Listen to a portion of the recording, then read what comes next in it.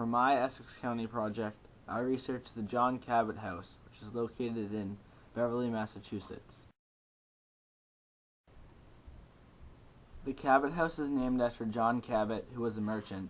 His family came to Massachusetts in the 17th century, settling first in Salem. The house was originally built in 1771 during the Revolutionary War. It is a Georgian-style mansion.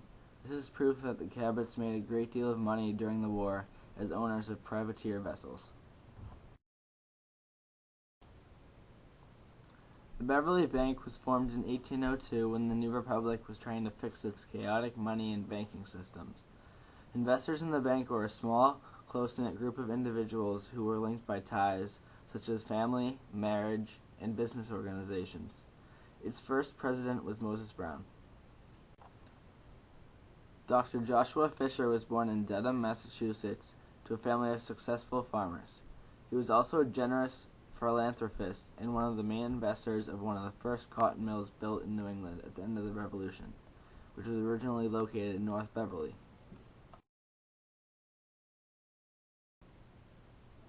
This is a picture of John Cabot's wife.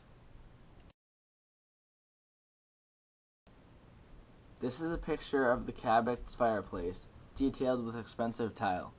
Only the wealthiest of families during this time period could afford such an extravagant item. Some of this wealth came from John Cabot establishing America's first cotton mill in 1787 in Beverly, Massachusetts.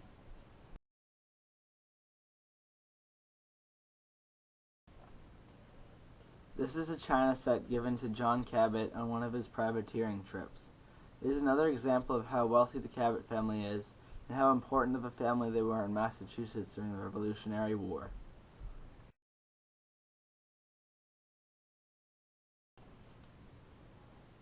This is a portrait of Moses Brown. He was born in 1748 in Waltham, Massachusetts. Brown graduated from Harvard in 1768 with a law degree. He was the brother-in-law of fellow businessman Israel Thorndike. At the age of 27, he became the captain of a company in charge of coast watch and building fortification at Woodbury Point. He took part in the buying and selling of slaves in the Caribbean after slavery became illegal in Massachusetts. This is Dr. Joshua Fisher's medical box.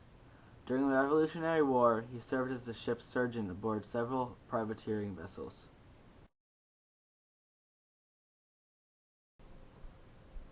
This is the desk of John Cabot.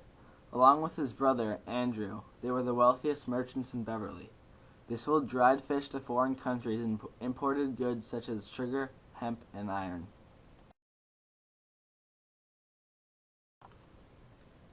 This is a portrait of Israel Thorndike. He was born in Beverly in 1755. Thorndike owned his first vessel at the young age of 17.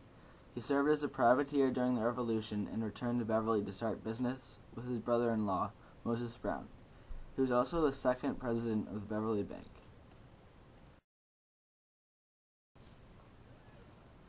This is a picture of the Essex Bridge.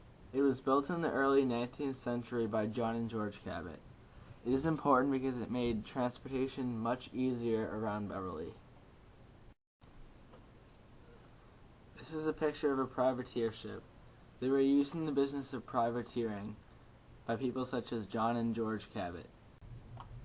Privateer ships were armed merchant ships. They were important to the American Revolution in that they helped capture British ships. The Cabot brothers owned 40 of these vessels. This is a painting of George Cabot. He was involved with his brother, John, in business as privateers.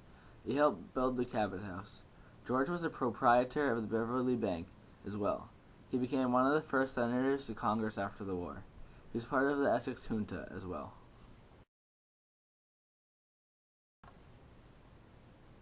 This is a picture of Theophilus Parsons, who led the Essex junta. It was a group of lawyers and merchants from Essex County, Massachusetts, that had a lot of clout in the capital. They were all Federalists who supported Alexander Hamilton and Massachusetts radicals.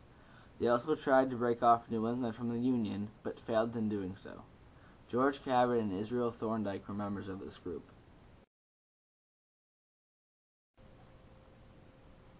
The Cabot family and the people they knew best were a large part of America's success after the war.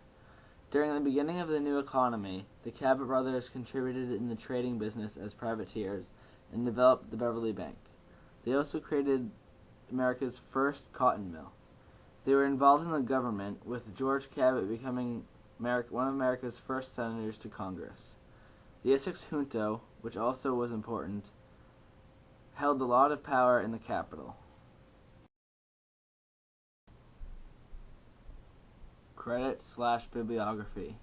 Photos were courtesy of the Beverly Historical Society. Other images were found off the internet. The narration was done by Charlie May. Here's a list of my citations.